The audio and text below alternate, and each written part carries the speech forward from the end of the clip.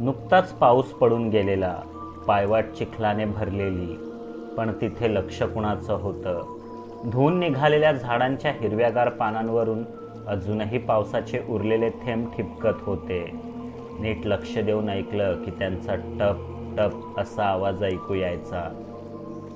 रानातली पाखरंही आता पंख झाडून चाऱ्यासाठी बाहेर पडलेली. त्यांचे तर्हे तर्हेचे आवाज जंगलाच्या घनगंभीर शांततेला साज चढवत होते. रानवाटांवर कितीतरी अज्ञात झाडे झुडपे बहरलेली. फक्त पावसाळ्यात उगवणारी ऑर्किड्स सुद्धा नजर खेचून घेत होती. त्यांच्यावर तितकीच रंगबिरंगी फुलपाखरे बागडत होती. त्यांच्यावरून नजर जमिनीकडे गेलीच तर पटकन कुठेतरी एखादा काळ्या पांढऱ्या पाठीचा खेकडा सुळकन वेळात जाताना दिसायचा. अधेमध्ये नितळ गारेगार पाण्याचे ओढे आडवे यायचे. कधी चालत, कधी उगीचच बसत, चिंब होण्याचा आनंद घेत मी ते पार केले. राजेशने सांगितलेल्या वाटेवर मी होतो की नाही ठाऊक नाही. बहुतेक मी वाट चुकलोच होतो.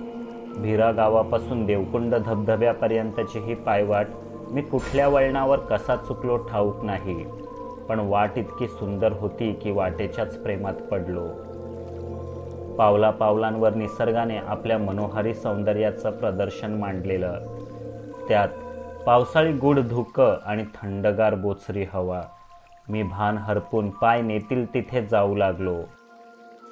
पुन्हा एक जोरदार सर आली. कुठेच आडोसा नव्हता आणि असता तरी कुणाला हवा होता. या श्रावण सरीत चिंब होण्यासाठीच तर मी इथे आलो होतो. त्या पावसात नखशिखांत भिजलो. हुडहुडी भरली, पण मजा आली.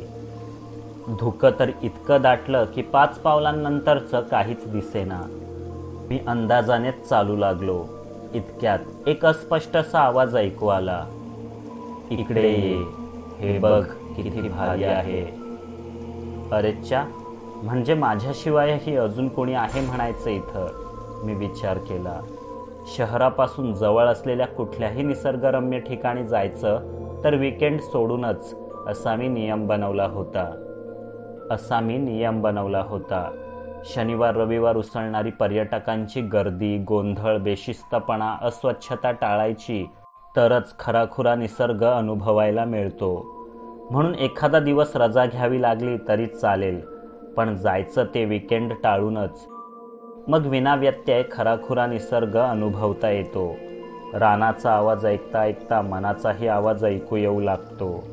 म्हणजे मघाशी मी माझ्या मनाचाच आवाज ऐकला की काय? की माझ्यासारखाच आणखी कोणी निसर्गवेडा सृष्टीच्या खाणीत डोळ्यांचं पारणं फेडणारं एखादं दुर्मिळ रत्न शोधतोय? मी त्या आवाजाच्या दिशेने निघालो. दोन्ही बाजूंना दाटीवाटीने उभ्या असलेल्या झाडांच्या मधून एक पायवाट नागमोडी पुढे चाललेली. ओले त्या पानांना अंग घासत मी निघालो. पक्ष्यांची किलबिल सोबतीला होतीच, पण थोडं दूर जाताच सगळ्या आवाजांना मागे सारून एक घनगंभीर गाज ऐकू आली. तो वाहत्या पाण्याचा आवाज होता. ती पायवाट आणि तो आवाज एकाच दिशेने ओढत नेऊ लागला.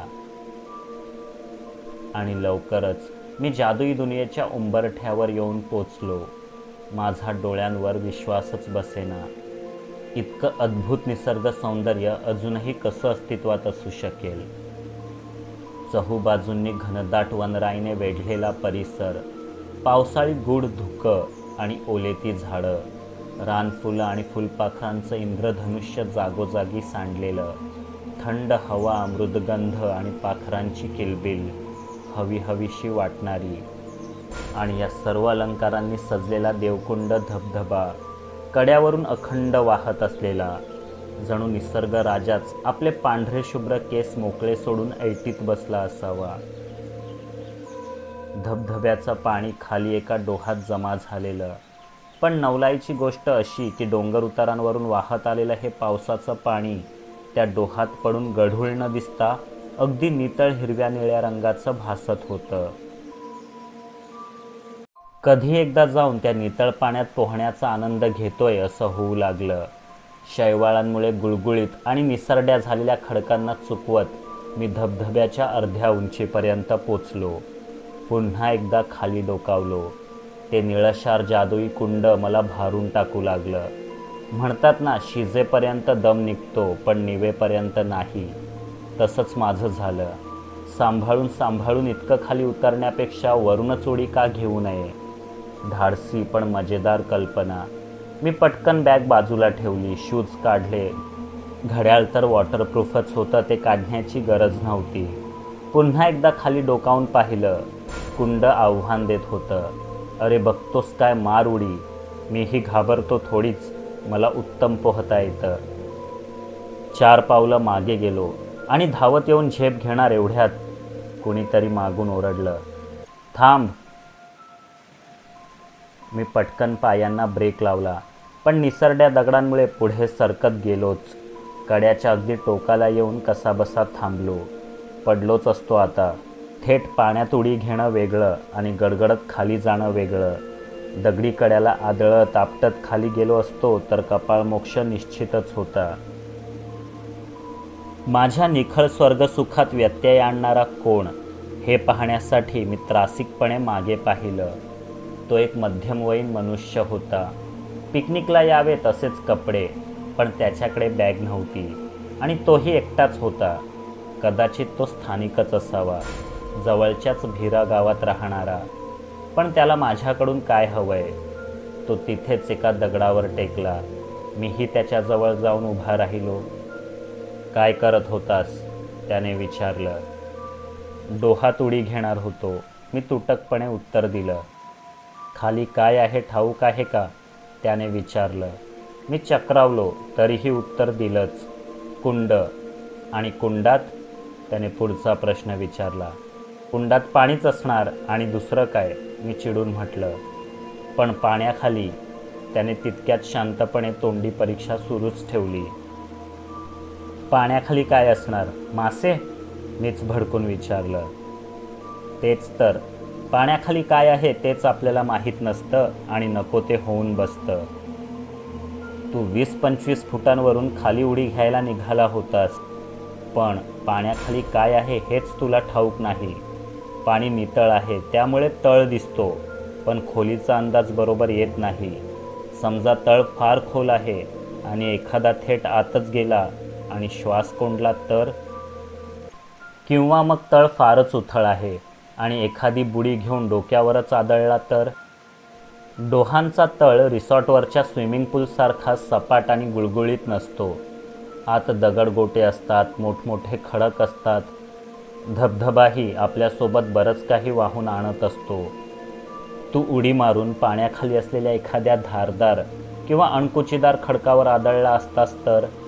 तो बरंच बोलून शांत बसला. खरंच, मी उडी मारून एखाद्या सपाट आणि गुळगुळीत दगडावर जरी आदळलो असतो ना, तरी कपाळमोक्ष ठरलेलाच होता. नुसत्या विचाराने छातीत कळ उठली. मला चूक कळली. मी म्हटलं, बरं झालं तुम्ही वेळेवर आलात, नाहीतर उत्साहाच्या भरात मी नसती चूक करून बसलो असतो. अरे वा, लगेचच मान्य केलंस. समजूतदार वाटतोस. पण बाकीचे असे नसतात. स्वतःचा जीव वाचवू शकणारा सल्लाही त्यांना ऐकून घ्यायचा नसतो. काही जण तर अशा झिंगलेल्या अवस्थेत इथवर येतात की ते काही ऐकण्यापलीकडेच पोचलेले असतात. त्यांना धड उभं राहता येत नसतं आणि ते धबधब्याखाली जाण्याचा प्रयत्न करतात. हा एक प्रकारे आत्मघातच नाही काय? जीव पणाला लावावा इतका बेजबाबदारपणा येतोच कुठून यांच्यात? तो कळकळीने म्हणाला. बरोबर म्हणताय तुम्ही. बेजबाबदारपणा वाढलाच आहे हल्लीच्या पिढीत. नाहीतर धोक्याचे फलक लावून वर्तमानपत्रातून वारंवार येणाऱ्या बातम्या ऐकूनही पर्यटक असे का वागले असते? जिथे फक्त आठवडाभर आधी कुणाला तरी जलसमाधी मिळाली आहे, तिथेच जाऊन पुन्हा तीच चूक करायची म्हणजे काय? पण सगळेच्या सगळे पर्यटक तसे नसतात हो. आता माझंच बघा ना. मी एकटा आलोय हे खरं, पण पूर्ण तयारीनिशी आलोय. कुठे जायचं, काय करायचं, संकटकाळी बाहेर कसं पडायचं याचा नीट विचार करून ठेवलाय. तरी इथे आल्यावर कुंडात उडी घ्यावीशी वाटलीच. या धबधब्याची ओढच अशी आहे की कितीही म्हटलं तरी मनाला आवर घालता येत नाही. मी म्हटलं, बापरे, म्हणजे तूही तो आवाज ऐकलायस तर? तो एकदम सावध होत म्हणाला. हो, काहीतरी ऐकलं होतं मी नक्कीच. त्या आवाजाचा पाठलाग करतच इथवर पोचलो. कोणाचा आवाज होता तो? मी कुतूहलाने विचारलं.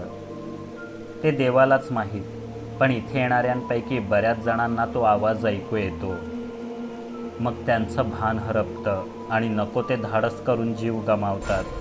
तुझ्याकडे वेळ असेल तर 1-2 किस्से सांगतो तुला, त्याने म्हटलं. अहो, वेळच वेळ आहे. असे किस्से ऐकण्यासाठी मी तयारच असतो, मी उत्साहाने म्हटलं. तो सांगू लागला. 3-4 वर्षांपूर्वीची गोष्ट. एका रविवारी धबधब्यावर पर्यटकांची गर्दी उसळली. जणू जत्राच भरली असावी. दुपारनंतर पावसाचा जोर वाढला. पावसाचे बदलते रंग पाहून बरेच जण वेळीच परत निघाले. काही जणांना मात्र भानच नव्हते. त्यांनीही तोच गूढ आवाज ऐकला असावा. जसजसा पाऊस जोरावला तसतसा यांच्या उत्साहाचा बांधही फुटला. अखेर पावसाने उभं राहणंही अशक्य करून सोडल्यावर ते परतीच्या प्रवासाला लागले. पण एव्हाना कुंडलिका नदीचं पात्र चांगलंच फुगलं होतं. प्रवाहाला असा वेग होता की पाय टाकता क्षणीच माणूस पाचोळ्यासारखा कुठच्या कुठे वाहून गेला असता. झालं. तब्बल 55 जण पलीकडच्या किनाऱ्यावर अडकले. मुसळधार पाऊस, रोरावणारा वारा आणि चिंचोळ्या काठावर 55 जण अडकलेले. मध्ये ओसंडून वाहणारी नदी. नदीचं पात्र तितकंसं रुंद नसलं तरी प्रवाहाला प्रचंड वेग होता. पुढे पाय टाकणं म्हणजे मूर्खपणाच. कसेबसे दगडधोंड्यांचा आधार घेऊन ते बसले. पण पाऊस जोरावला होता तसं पाणीही वाढत चाललेलं. आता इथून बाहेर कसं पडायचं?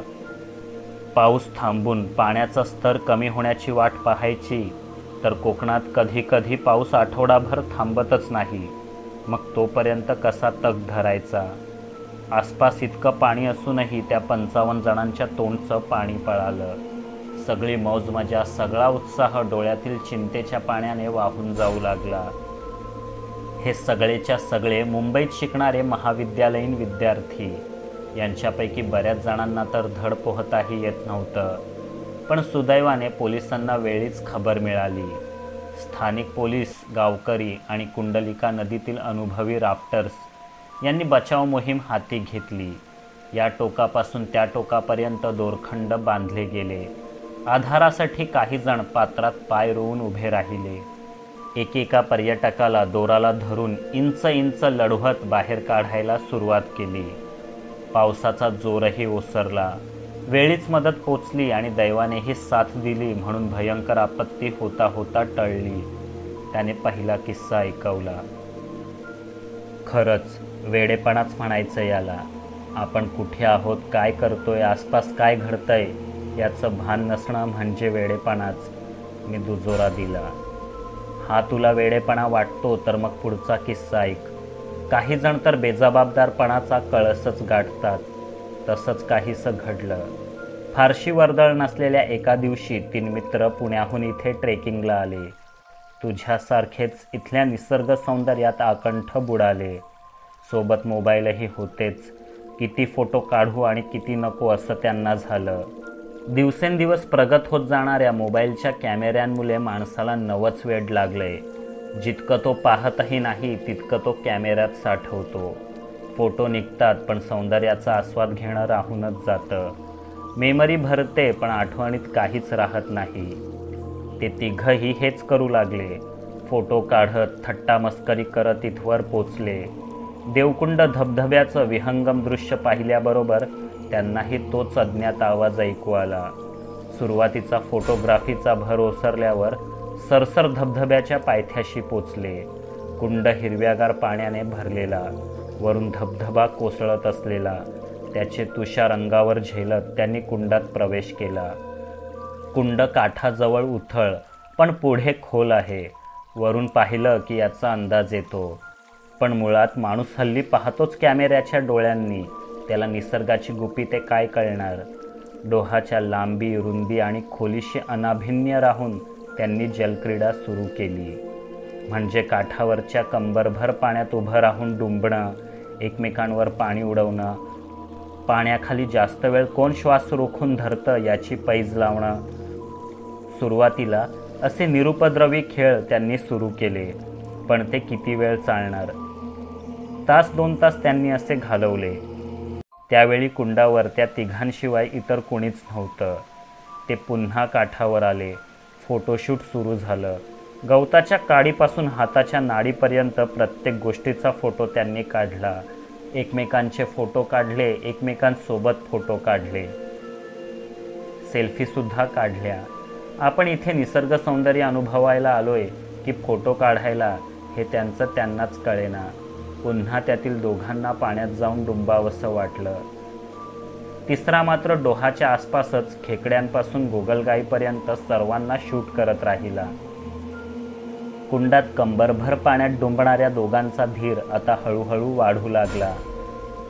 आधी छातीभर आणि मग गळाभर पाण्यात जाऊन ते तरंगण्याचा प्रयत्न करू लागले. पोहता येत नव्हतंच तरी मजा येऊ लागली. पण ही मजा तोवरच टिकते जोपर्यंत पाय खाली तळाला टेकलेले असतात. आणि कुठल्याही नैसर्गिक जलस्रोताचा तळ हा घराच्या फरशीप्रमाणे सपाट नसतोच. कुठे खोल, कुठे उथळ, मध्येच एखादा कातळ, नाहीतर खोल खड्डाच. काही ठिकाणी जीवघेणे भोवरेही असतात. वरून त्यांचा अंदाज येत नाही. गळाभर पाण्यात गेल्यावर त्यांना आपली मर्यादा लक्षात आली. पाणी नाकापर्यंत येण्याच्या आधी परतावं म्हणून ते मागे फिरले. तेवढ्यात एकाचा पाय खड्ड्यात पडला. पायांखालची जमीन सरकली. नाकातोंडात पाणी जाऊ लागलं. तसा तो घाबरला. घाईघाईने हातपाय मारू लागला. त्याच्या फक्त 2-4 पावले पुढे असणाऱ्याने हे ऐकलं. तो मदतीला धावला, पण तोही त्याच खड्ड्यात अडकला. एकदम खालीच गेला. पुन्हा वर आला. त्याच्या पायाला तळ लागत होता तेव्हाच पहिल्याने घाबरून त्याला मिठी मारली. दोघांचाही तोल गेला. पुढे जाण्याऐवजी ते आणखी खोलात जाऊ लागले. नाकातोंडातून पाणी पोटात जाऊ लागलं. कसंबसं तोंड वर करून त्यांनी तिसऱ्याला मदतीसाठी हाका मारल्या. पण पायांनी तळ सोडलेला. मरण समोर दिसत असलेलं. अशा वेळी तोंड 2 इंच पाण्याबाहेर काढून किती जोरात हाक मारता येईल? ती हाक काठापर्यंत पोचली की नाही हेही कळेना. काही आधारच उरला नाही म्हणून जगण्याची शेवटची धडपड करताना ते एकमेकांच्या अंगावर उभं राहण्याचा प्रयत्न करू लागले. पण डोहातला प्रवाह त्यांना खोलात घेऊन गेलाच. काहीच सेकंदात वर येणाऱ्या 4-2 बुडबुड्यांशिवाय त्या दोघांचं कुठलंच अस्तित्व मागे उरलं नाही. त्या माणसाने खिन्नपणे सांगितलं. मलाही एकदम उदास वाटू लागलं. सोन्यासारखा जीव माणूस किती क्षुल्लक कारणांपायी गमावून बसतो. फारच वाईट झालं. पण तो तिसरा त्यावेळी कुठे होता? फोटो काढत तिथून बराच दूर गेला असणार तो, बरोबर ना? मी विचारलं. हीच तर शोकांतिका आहे मित्रा. अरे ज्यावेळी ते दोघं बुडत होते ना, तेव्हा हा काठावरच मस्तपैकी हेडफोन लावून गाणी ऐकत सेल्फी काढत होता. त्याचे आपल्या मित्रांकडे लक्षच नव्हते. 2 सेकंद तरी त्याने मोबाईल सोडून डोहाकडे लक्ष दिलं असतं ना, तरी त्या दोघांना वाचवता आलं असतं. थोड्याच वेळात पुन्हा जोरदार पाऊस पडू लागला. तेव्हा कुठे त्याने मोबाईल आणि हेडफोन बॅगेत ठेवले. कुंडाकडे नजर टाकली पण कोणीच दिसेना. ते दोघं आपली चेष्टा करण्यासाठी इथेच कुठेतरी लपले असतील असे वाटून तो महाभाग काठावरच स्वस्थ बसून राहिला. पण अर्धा तास झाला तरी ते दोघं बाहेर येत नाहीत म्हटल्यावर त्याची तंतरली. तो आसपास शोधू लागला. हाका मारू लागला. काहीच प्रतिसाद मिळाला नाही. त्याने खडकावर चढून डोहाकडे नजर टाकली. त्याच्या एका मित्राचा टी-शर्ट पाण्यावर तरंगताना दिसला. तेव्हा याच्या काळजाचा ठोकाच चुकला. तो तसाच पायवाटेने गावाकडे पळाला. कुणाच्या तरी मदतीने पोलीस चौकी गाठली. पोलीस, गावकरी आणि गावातलेच सराईत पाणबुडे कुंडाकडे निघाले. इतका उशीर झाला होता की ते दोघं जिवंत सापडण्याची आशाच नव्हती. आता शोधायचे होते ते फक्त त्यांचे मृतदेह. पाणबुड्यांनी आपला पूर्ण अनुभव पणाला लावून कुंडाचा तळ उपसला, पण एकाचेही शव सापडले नाही. उपस्थितांच्या आशा पल्लवित झाल्या. कदाचित ते बुडालेच नसतील. रानातच इथे तिथे जाऊन वाट भरकटले असतील. पण जुन्या जाणत्या मंडळींना ठाऊक होतं की पावसाळ्यात कधी कधी वेगवान प्रवाहाने बुडालेल्यांचे मृतदेह वाहत जाऊन खाली दूरवर नदीत कुठेतरी किनाऱ्याला लागतात, नाहीतर प्रवाहातील कातळांमध्ये अडकलेले सापडतात. अंधार पडू लागला होता.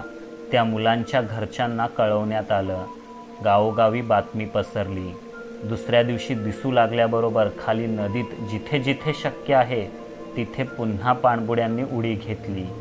11 तासांनी पहिला मृतदेह कुंडापासून 12 मैल खाली नदीपात्रात सापडला. दुसरा तर तब्बल 16 तासांनी त्यापेक्षाही दूर वाहत जाऊन किनाऱ्यावरील झाडीत अडकलेला दिसला. दोन्ही मृतदेहांची अवस्था पाहवत नव्हती. पाण्याने भरगच्च फुगलेले, कुजू लागलेले, माशा खेकड्यांनी कुरतडलेले ते मृतदेह अवघ्या 24 तासांपूर्वी तुझ्या माझ्यासारखीच चालती बोलती माणसं होती हे कुणाला सांगूनही पटलं नसतं. एक चूक, अवघी एक चूक किती महागात पडू शकते बघतोस ना, त्याने दुःखी स्वरात म्हटलं. हो, खरंच माझ्या हातूनही भयंकर चूक घडणार होती. कदाचित पहिलीच उडी शेवटची ठरली असती. माझं नशीब बलवत्तर म्हणून तुम्ही थांबवलं. अन्यथा काही बरं वाईट झालं असतं तर मृतदेह सापडेपर्यंत कुणाला कळलंही नसतं. मी मनापासून बोलत होतो. बरेच जण हीच चूक करतात. अतिउत्साही आणि बिनअनुभवी पर्यटकांची पहिलीच उडी बहुधा त्यांची शेवटची ठरते. अखेरचा श्वास घेण्यासाठी बाहेर येण्याची संधीही त्यांना गवसत नाही. आणि आश्चर्याची बाब म्हणजे यातील कित्येक जणांना चांगलं पोहताही येत असतं. पण हा काही स्विमिंग पूल नव्हे. इथे परिस्थिती वेगळी असते. वर्मी मार लागला, भोवऱ्यात अडकलात किंवा वेगवान प्रवाह वाहत नेऊ लागला की पोहता येणं काय कामाचं, तो म्हणाला. बरोबरच आहे तुमचं. यापुढे अधिक सावध राहीन. त्या आवाजाकडे दुर्लक्ष करायला शिकेन. बेसावध क्षणी एकाएकी नको ते धाडस करायला लावणारा तो आवाज कसला हे मला आता चांगलंच उमगलंय. तो आवाज असतो आपल्या अतिउत्साही मनातील कुतूहलाचा. मी म्हटलं. आत्ता कसं म्हणालास? कळलं तुला. यापुढे दुसऱ्यांनाही हे सांग म्हणजे कित्येकांचे जीव वाचवता येतील, तो उठत म्हणाला. तसा मीही उठलो. त्याला विचारलं, मग पुढे त्या तिसऱ्याचं काय झालं? तो हल्ली काय करतो? पश्चाताप. बेसावध, बेजबाबदार असल्याचा पश्चाताप करतो. मित्रांचे जीव वाचवू न शकल्याचा पश्चाताप. त्याच्याकडून भयंकर चूक घडली जी कधीच सुधारता येणार नाही, तो म्हणाला. हो, काही चुकांच्या बदल्यात फक्त पश्चातापच वाट्याला येतो, जो कुठल्याही शिक्षेपेक्षा सुद्धा भयंकर असतो. पण तो होता तरी कोण आणि काय करतो सध्या? माझ्यातील कुतूहल शमतच नव्हतं. सध्या तो जेव्हा वेळ मिळेल तेव्हा इथे येऊन त्याच्यासारख्याच अतिउत्साही बेजबाबदार पर्यटकांना सावध करतो, इथले धोके समजावतो. आणि तो यावेळी तुझ्या समोरच आहे, त्याने म्हटलं आणि पाठ करून चालू लागला. मी आवासून त्याच्या पाठमोऱ्या आकृतीकडे पाहतच राहिलो.